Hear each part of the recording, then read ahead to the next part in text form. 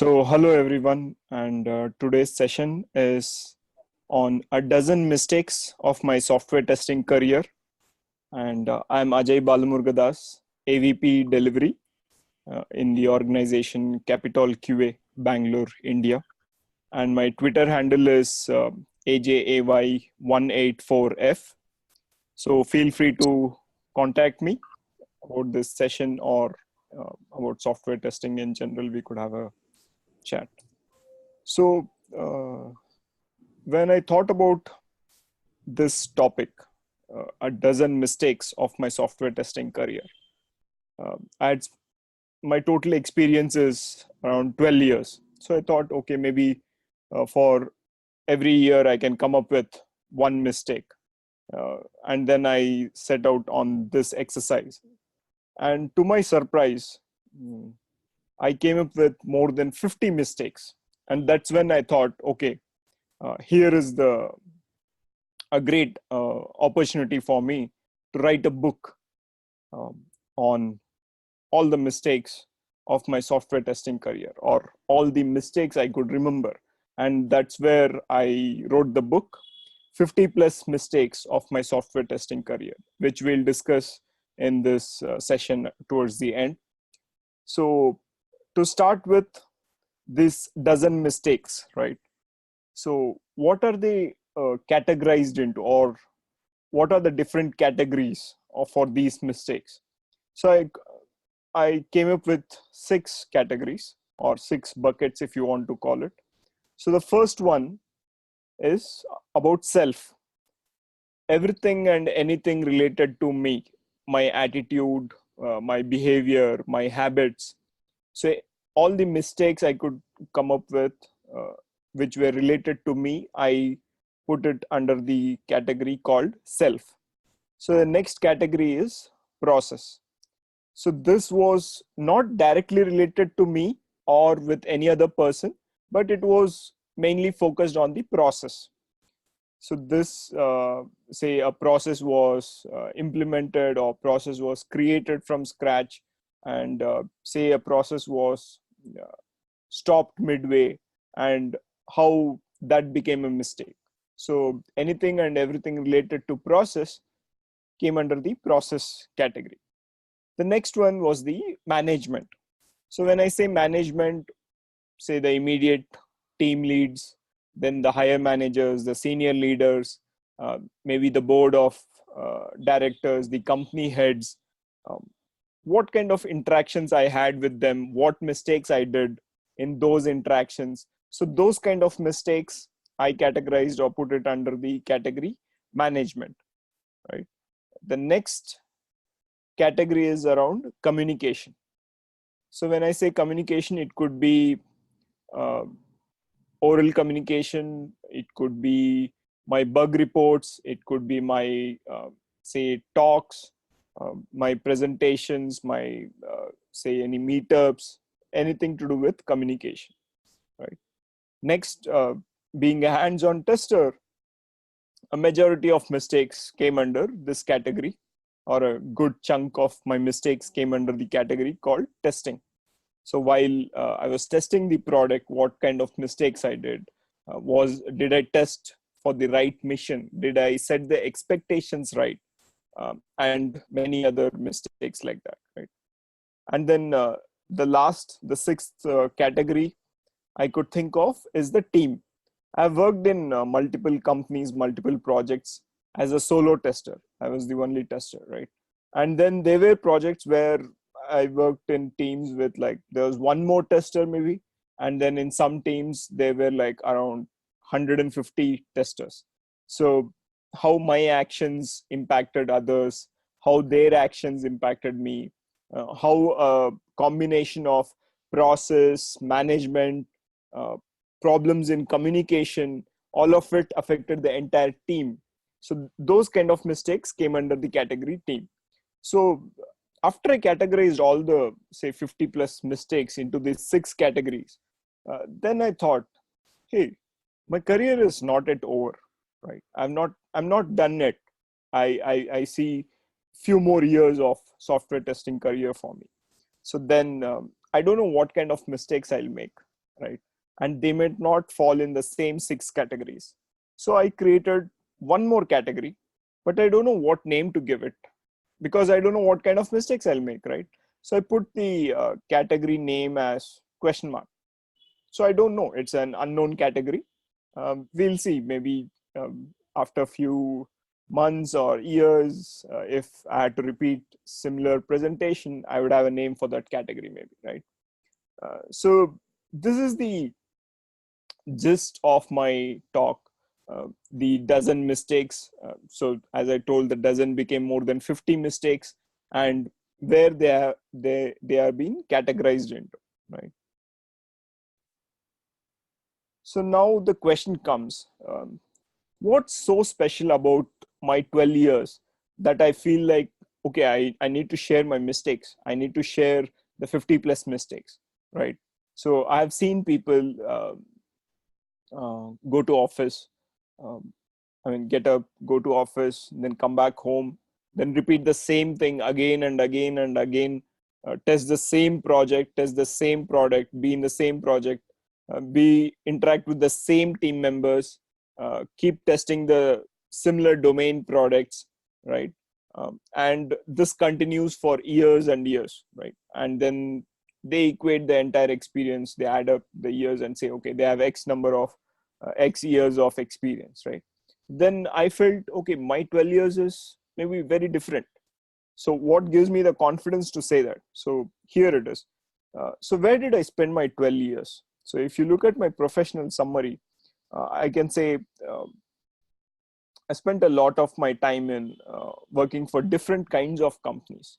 So the first maybe 9 years or 9.5 years, I worked for just two companies, um, two medium startup, two big companies, and then I never worked for I mean very small startup. So I went to a startup for like 2 months, and then a year, and then again 2 months. Then I was fed up of working for startups. I wanted to explore large enterprises, right? So I went to a bank. I worked in a bank for testing for them. So that was for an year. Then again, I'm back to a mid startup kind of company, which is growing rapidly. So I've experienced both the extremes.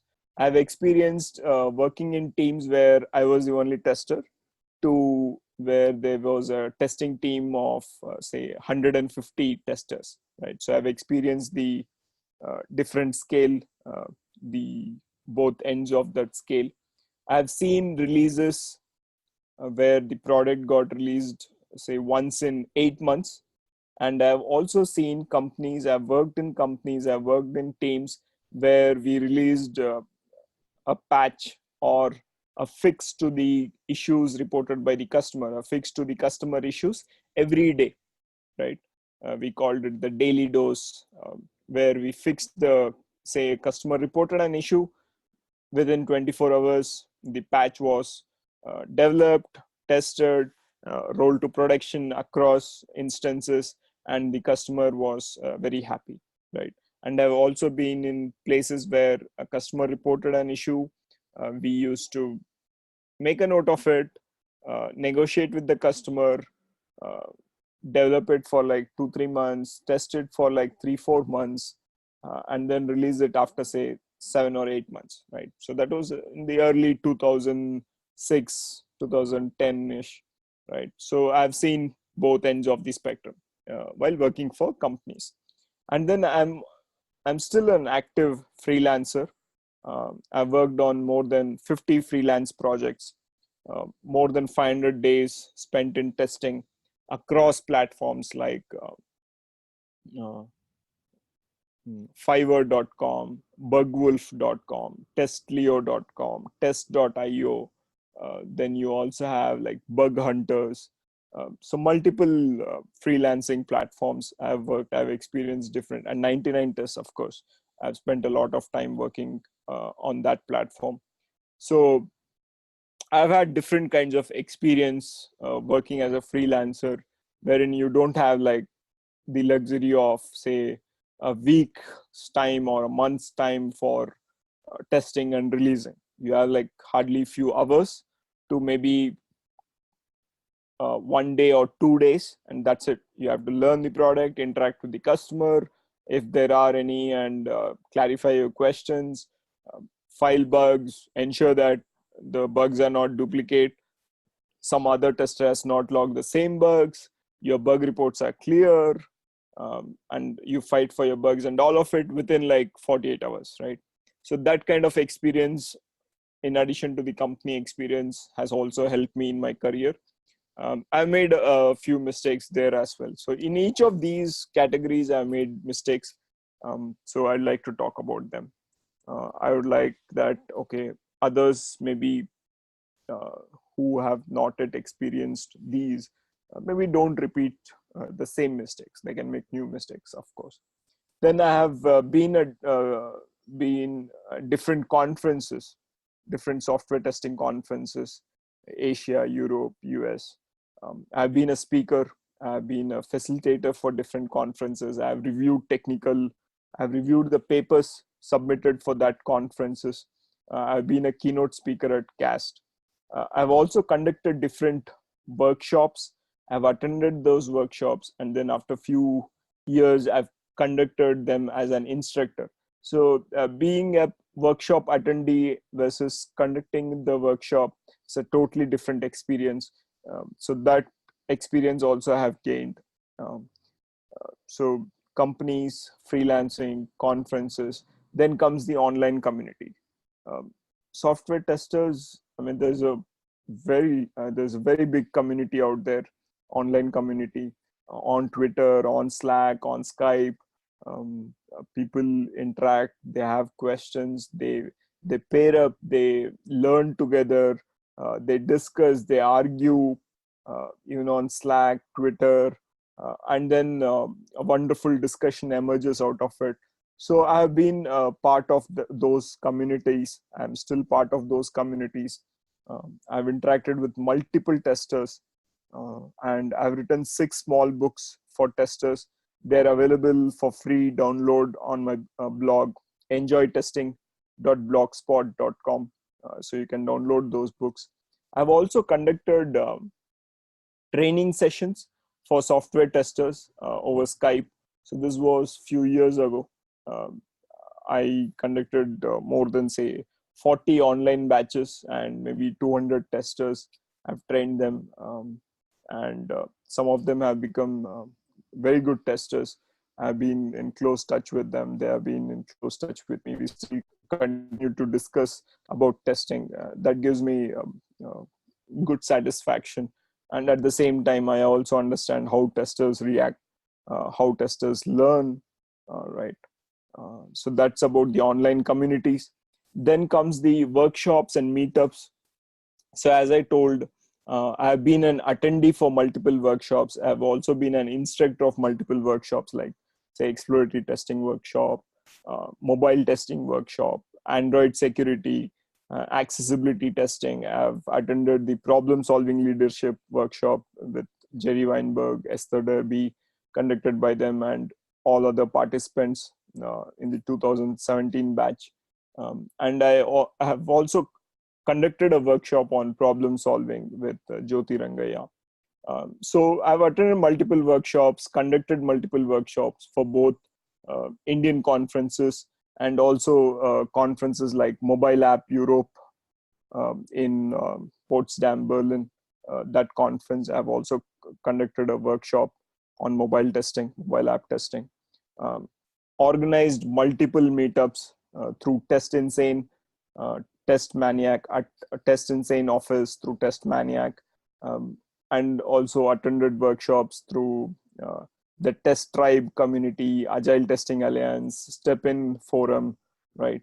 Help them facilitate, attended those meetups, all of it. Then finally, being a co-founder of Weekend Testing, I facilitated more than 120 sessions. The recent one was last Saturday, right? So, and through Weekend Testing, I've interacted with more than 200 testers each session, even if you take an average of 5 testers. So there are like more than 200 testers I've interacted. There have been multiple sessions where testers have come back again and again. It's like a season, right? They come for a session and then they attend for like 3-4 months, and then they're gone, and then they again come back, and that too across the world. It's not just Indian testers. uh, I've I'm good friends with many testers outside India as well, whom I met first in the weekend testing, say weekend testing Europe, weekend testing America, weekend testing Australia. So this is where I feel with, say, you can say, okay, 12 years, but I don't see it as 12 years. I see it as uh, a lot of experience, a lot of varied experiences, right? So this has helped me in my career. At the same time, I have made many more mistakes than one could make in 12 years, right? Say if you had made, say, 20 mistakes, I made like 100 mistakes, right? So that's the scale I'm talking about. It's because I've tried a lot of things. I've tried writing books. I've wrote books. Tried writing books, tried teaching people testing, tried attending sessions by other testing uh, uh, folks, testing leaders, tried creating testing courses, um, and then tried creating testing syllabus and stuff like that. So you name it, I might have tried it, right? Create an online contest, yeah, I've tried it. Coach multiple testers at once, yeah, tried it, right? Try to create a video for software testing, yeah, tried, right? So there are multiple things I've tried, I've failed, I've learned, and stuff like that. um, so this is where I have spent most of my time. And so I feel that, okay, this is a good chance for me to for me to have made a lot of mistakes, and let me share that. So for all of these mistakes, what are the guiding principles, if at all I have any? So I had like 4 guiding principles for all of these mistakes. What are those? First is, no mistakes, no learning.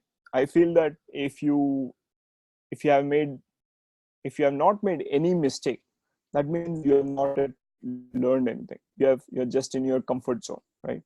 How will you know whether something will succeed or fail unless you try it? Every time you don't try, that is bound to fail. I mean, it's like the saying, every shot you don't take is definitely not going to hit the target, right? You might take up the task of hitting the target and then miss. That is different, rather than saying, okay, I'm not going to throw. When you decide you're not going to throw, definitely you're not going to aim the target. It's as simple as that. So I believe in that. So I believe that, okay, if you don't experiment, you will never discover. I mean, it's as simple as that, right? The next is cost versus risk. Now people might attend this session and then say, okay, Ajay told you should experiment, let's go ahead, delete some data on our production server. Yeah, we'll see if that mistake is costly or not. No, that's not what I mean. What I mean is, if the mistake seems to be a risky mistake, ask permission beforehand.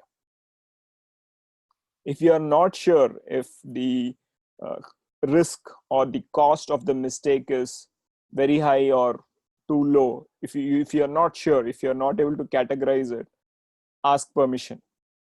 If you for sure know that, okay, this mistake is not so costly, or this mistake will not cost us so much, this mistake is not so risky, then I'm saying, okay, go ahead and try. But if you are not sure, take permission. But if there's a non-risky, do it first and then you discuss, right? Then you discuss why there even existed an opportunity for someone to do this mistake, right? So that will be a good discussion later on, provided it's not high risk or high cost mistake, right? Then the next one is, nothing is impossible. I believe that. I strongly believe that. Um, I felt that I should give a keynote speech. Yeah, I did that. Sometimes it felt that, okay, it's just impossible that I would give a keynote speech, keynote talk before 20 years of my experience. No, yeah, it felt like that. It felt impossible. But then most of the limits are set in our own mind. So it is up to us to break those and work on our skills and then just achieve the goals, right? So nothing is impossible. Everything is, most of the limits are set in our mind. The last mistake or the last guiding principle is make new mistakes. No, don't make the same mistakes. A, it's boring. B, you're not learning anything if you're repeating the same. It's like if you keep doing the same things, you're bound to get the same result, right? Unless you change something in your approach, how will you get a different result? Even in testing, there should be a very valid reason for you to repeat tests, or else why would you repeat tests? Say you do A, B, C, you get the bug D.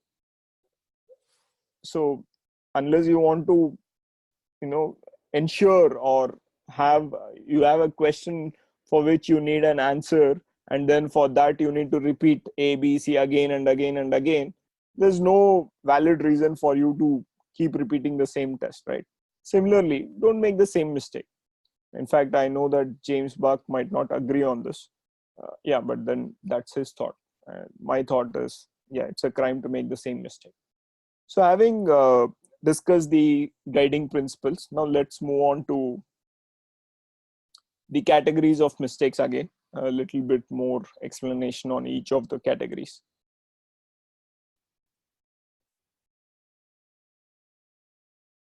So the first one, as I told, it's self, related to my habits, attitude, learning, behavior, solely my own mistake. I am responsible for those. Second is the process, loopholes in the system which a few members created, not the loopholes. I mean, they created the system and then we discovered the loopholes. Then those loopholes affected everyone, right? Then the third one is management. I've had experiences where I've directly fought with the management in public in front of everyone, whereas, and it has affected me. So later on, I realized that maybe I could have taken it in private in a small room and stuff like that. And that's how people learn. At least I learn, right? I first do it and then I learn. Then the fourth category, as I told, is team, how my actions affected my colleagues. Fifth is testing, the mistakes the mistakes encountered when I was testing. Then the last is communication, my interactions with stakeholders, different stakeholders across different platforms, freelancing, communities, online testers, the companies, and stuff like that. So let's talk about the top 6 mistakes, and then we'll talk about the next six mistakes, right? So the first mistake is my aversion or my hatredness towards automation and programming. So in 2006 to 2012, I got a lot of chances to learn about automation, to learn about a programming language. And what did I do? Instead of learning automation and programming, what I used to do is to find bugs in the product which would not be captured through automation, and then point to those people who would share that, hey Ajay, you need to learn about automation programming. I would tell them, see, these is the list of the bugs, this is the list of the bugs which your automation or your programming language knowledge cannot find, hence I'm not going to learn automation or programming, right? So that was my attitude. I mean, it looks silly, but at that time, at that immaturity, I did not realize it.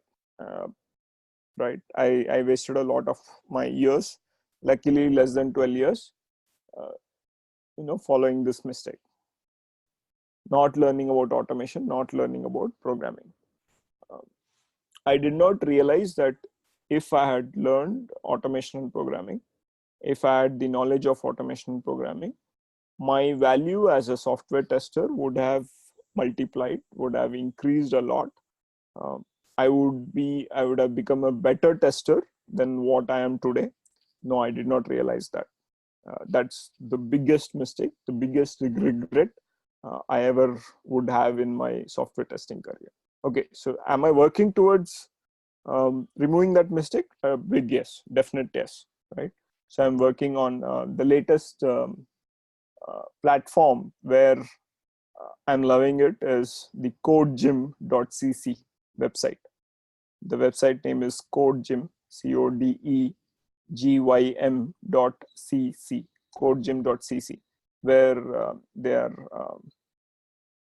walking us through Java exercises, and it's brilliant. The next mistake is when I lost interest for 5,000 INR. 5,000 INR is like, say, one USD is around 75 INR, right? So you do the calculation. So what was this? So there was a time when in one of the companies I worked for, they used to give quarterly awards: best quality tester award, best team lead, the best what is that, innovation award, the initiative and ideas award, and stuff like that, right?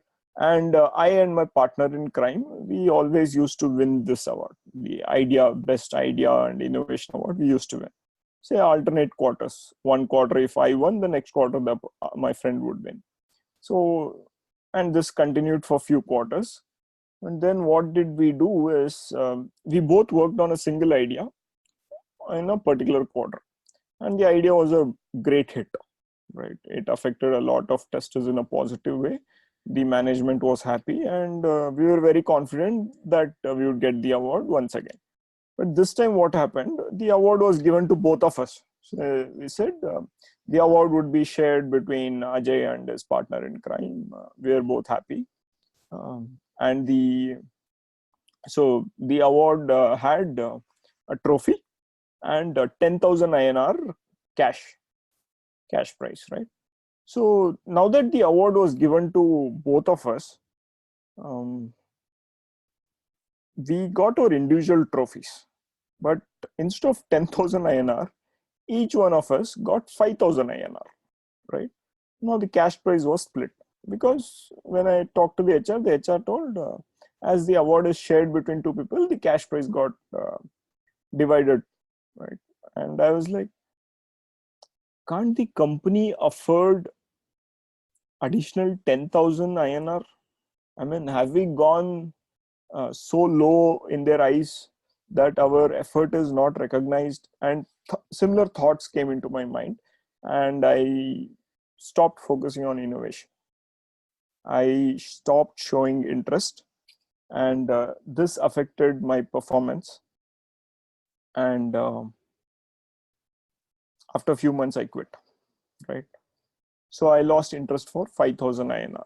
So something on these lines. So looking back now, maybe I could have talked to the management, got it sorted.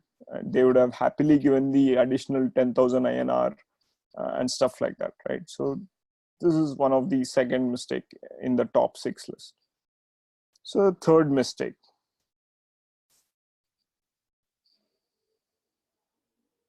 So let me just quickly grab the charger. This can be edited later. Okay.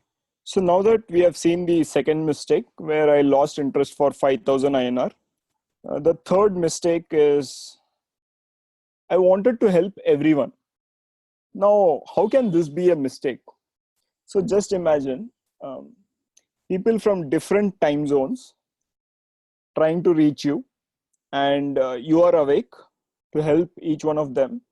And then once they have got their help, they are gone. They no longer contact you till they need the next set of help from you, right? So your energy is gone, your time is spent there. What are you learning? Not much. It's just one more exercise practice. They are getting benefited a lot, and then they are gone, right? Stuff like that. For the same thing which others are charging money, you are not charging, and because you want to help everyone, and you lose your time and energy. So this was a top mistake. So for example, someone had an interview the coming Monday, and you spend your weekend trying to help them. And after the interview, what do? They don't even update you whether they got selected or rejected and stuff like that. Because yeah, that's it. They've got what they wanted from you. They don't have any obligation to uh, tell you what happened in the interview. Whereas you are more nervous than them. You are more worried about the interview result. Yeah, but it doesn't matter. Or someone wants help on a particular topic, you do all the background work, give them the information, and then there is no response. They wanted a straightforward answer, but instead you have given them a brilliant pathway for them to learn more about the topic. They are not interested. They wanted the answer to be spoon fed, which you did not do, but then you spent a lot of time, right? And stuff like that. So wanting to help everyone also was a big mistake on my part. I'm not saying don't help anyone. I'm saying pick the right ones to help. The fourth mistake is not taking care of my health. So three contributed to four. So as I had to be awake across time zones, I did not take care of my sleep schedule. I did not take care of my food. So that affected my health. I used to be awake in the night to talk to testers from the US time zone. I used to get up early so that I could practice testing. And there were times when I used to go to office at say 9 o'clock in the morning, test as per the test cases or talk to the different teams in the office till 6 p.m. And then from 7 p.m. to 3 a.m., 7 p.m. to 3 a.m., continue to stay in the office, test as per my wish, test the same product in a different way, find a lot of bugs, and then come back home by 6 o'clock a.m., 6 a.m. Cab, sleep for an hour, get ready, and then again reach office by 9 a.m. and continue working the second day, and then sleep on my desk by 3:30 p.m. Right. So this kind of schedule continued for many days, few weeks, multiple times in a single month, a single quarter. That affected my health a lot. I started getting neck pain, back pain, right?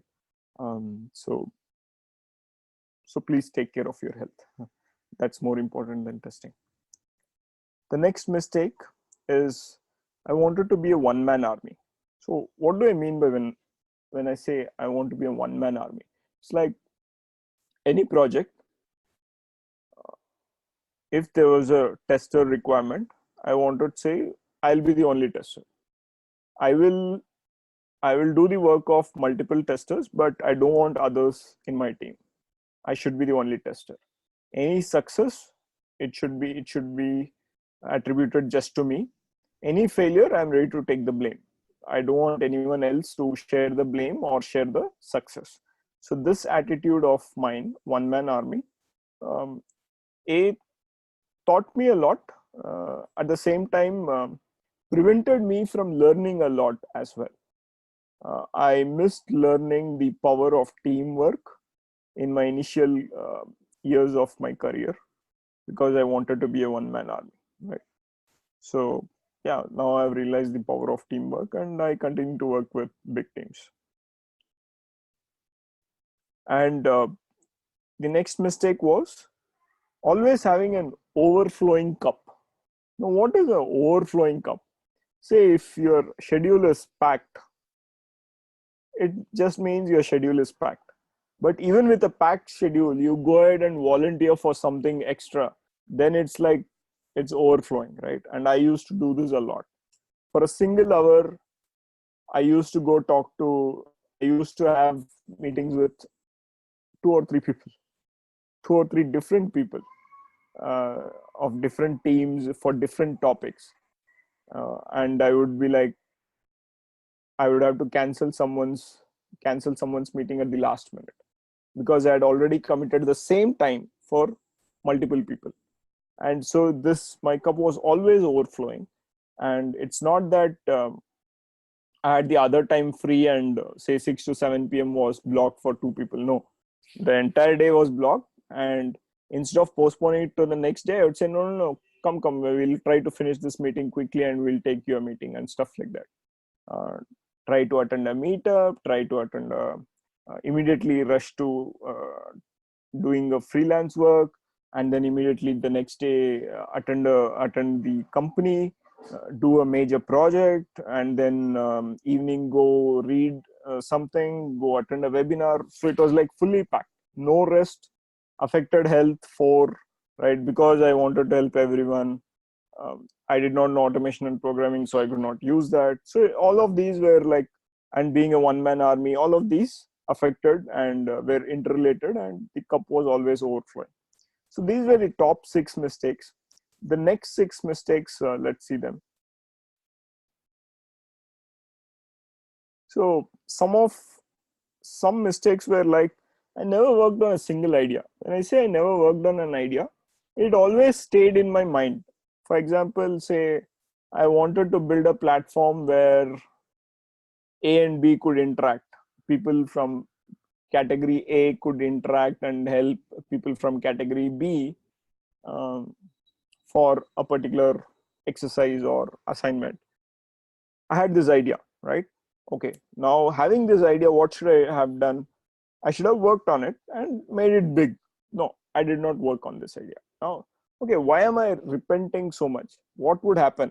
Now that I've not worked on this idea, what would happen is after a few months, someone else would take up this idea, because it's a common problem in testing and stuff like that. Someone would take up this problem, work on this idea, and make it big. And then the whole world would talk about that. And I was like, hey, this was even in my mind, right? I had this idea. And then my conscience would tell me, so what? You never worked on it. And those people worked on it, and that's how they made it big, right? And that was the problem. I never worked on an idea. So there were like multiple ideas which I see in the world now, created by others. And yeah, I have to blame only myself, because I know that I had most of those ideas in my mind, but I couldn't work on it. But there's something which on to save me on my side as well as I can work on a single idea at one time, right? Even though I have 5 ideas, the rest 4 I have to leave. I can't work on 5 ideas at the same time. So I'm okay with having not worked on a particular idea. But again, sometimes I feel that maybe I should have worked on that idea. That is my idea, kind of stuff. The next mistake: did not set expectations. With whom? Say I change companies and I attend different companies, different jobs, and what would happen is there would be a new leader, there would be a new team manager who would assign me the work, right? And there would never have been a discussion. What were they expecting? What was I expecting? Nothing. And the release would go on, and then I would do as per what I would think as testing, and they would expect what they would have been regularly expecting, and there would be a big mismatch. The reason: I did not set expectations. I did not talk about the expectations. The other person did not set expectations and stuff like that. So this mistake costed me a lot in my career. And then I learned that, then I learned that, okay, whenever there's a new interaction, it's the first time you're talking with someone or interacting with someone, it's a better idea to, set expectations, have a discussion, and then tell them what you think you are doing or you plan to do, and what they are expecting from you. Both of you, are you in sync or not? The next mistake is, who tested the main use case? So as I told, I was the solo tester, one-man army for many projects. I used to cover a lot of quality criteria, functionality, usability, something on performance, something like using the tools and getting a basic performance report, using some tools and getting a basic security report, accessibility and stuff like that. Tested many different quality criteria, and I was very proud of my testing. Uh, Only to realize that the main use case or the main purpose for which the product or the product was built was never tested. I had no idea what was the main use case, so I never tested it. And then the product would go to the customer. The first day, the first usage by the customer, the product would break. And then the product manager, the development, everyone would come back and ask, okay, who tested it? Who tested the main use case? And I would say, which use case? What was the main use case? And I'm totally unaware, right? And then that particular lesson, that particular experience taught me that it's a very good idea to ask people, do they even understand what is the main use case of the product? What is the main use case of the release they are working on? If they don't understand the main use case, there is no point in testing all around the use case and not testing the main use case, right? So if you are leading teams, if you're working with testers, it's a good idea to go ask your testers, are they aware of the main use case? Next, jack of multiple topics. I consider it as a mistake. For example, you can talk on any topic in software testing with me, and I could engage you in a discussion for like 15-20 minutes. Okay, now give me the same topic and ask me to present for 2 hours. Now I would go blank after half an hour, right? Why? Because that's where my depth of the topic ended. Now, why would I consider this as a mistake? In the hunt or in the journey of learning about different topics, I did not spend time on a particular topic in depth. I would touch A/B testing, yes, I know what it is. Accessibility testing, yes. Race condition, yes. Code coverage, yes. Performance testing, yes. Security testing, yes. Throttling, network throttling, yes. We can talk. So we can have a discussion on any of these topics, right? But then if you go deep, okay, explain what is race condition in detail. Okay, how do you visualize it, or how do you say that it was a race condition and it was not anything else? Then I would go like, oh, maybe I don't know, right? So I consider this as a mistake. Then slowly I started specializing in few topics. So yeah, you can also cross check if you are actually a jack of multiple topics and master of none, or you're master of few and being a jack of multiple topics, right? There's a big difference. The next is missed backups. So I'll give you an example, right? I wrote 6 small books. Say I want to edit or update one of the books. I don't have the original Word format with me. What do I have? I just have the final PDF. Now, if I have to edit a PDF, I'll have to rewrite the whole book and then go rewrite the whole book in a Word format and then go ahead and update, right? So why? Because I miss taking backups. I had multiple platforms, Dropbox, email, hard disk, multiple different laptops, different email IDs. So the data would be saved in multiple locations, but there will not be a consolidated platform or an organization of my files, such that okay, if I wanted this particular version of this particular document, here it is. No, I would have to search because I missed taking backups, right? Stuff like that. Next was I got the nickname, or you can say I was called the spy. I'll tell you why I called the spy. So I was in a team, and then the team lead was not with us. He had gone for a break, and then my team member was complaining about some problem, right? So as soon as I saw the team lead, I told that, say, hey, you know what? That person, that team member was facing this problem, right? And then that person now saw the team lead and started telling about the problem. Team lead, I face this problem. So team lead, instead of listening to the problem, team lead said, yeah, Ajay told everything about the problem, right? Then that was like a shock to the team member. The team member said, you know what? Ajay was here with us and he was listening to everything what we were talking as a spy and told to the team leader, right? So I got the nickname spy. Then I realized sometimes it is very sensitive not to disclose everything to the team lead, or based on the situation, uh, is it really necessary to disclose everything and stuff like that, right? So that was one of the mistakes. So these were the next 6 mistakes, and thereby the dozen mistakes of my software testing career, which I would like to highlight. And the book is already, yes, and the book is 50 plus mistakes of my software testing career. And this is the link, leanpub.com/50 mistakes.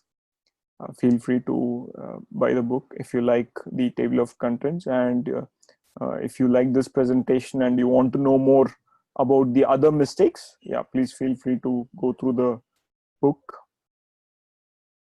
And I would like to close with this final slide, which is, say 79% of us are searching jobs, 97% of us are weak in foundations basics, 53% are up to date with the current technology, and 71% of us will believe this slide. Don't believe everything what you see. As a tester, please question. Listen to everyone, but question. Unless you question, unless you're sharp with your questioning skills, critical thinking skills, um, we will not progress as a testing community.